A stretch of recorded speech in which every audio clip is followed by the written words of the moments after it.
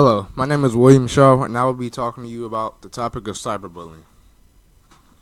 Where does bullying occur? Bullying can occur in schools, in your neighborhood, on the phone, and on the internet. What is cyberbullying?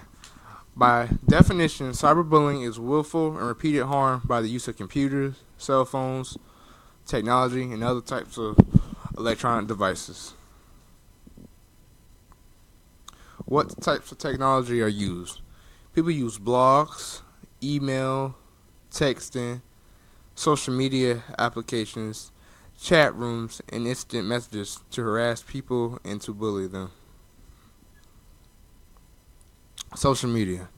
90% of teenagers reporting daily use of social media uses computers, phones, tablets, and applications. A pro presents a lot of opportunity to share and communicate new ideas. Con, a tool a cyberbully can often use to harm someone.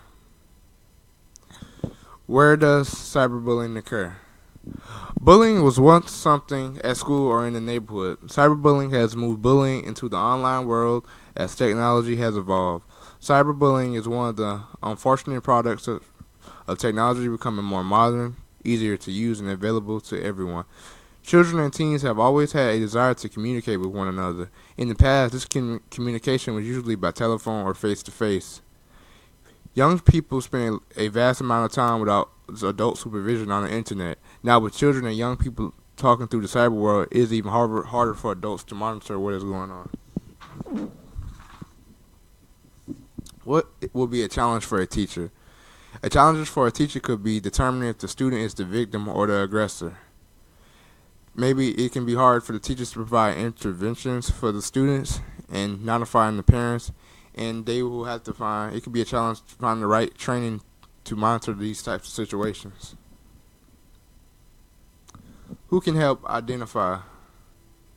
Nurses, medical professionals, parents, teachers, friends. Cons to cyberbullying. You might not know who the bully is. Much larger audience than in a face-to-face interaction with a bully. Many of the victims' schoolmates may have witnessed the cyberbullying, and they might not say anything. Effects of cyberbullying. Many effects of cyberbullying can be anger, isolation, depression, low self-esteem, and it can even have a decline on grades for some students.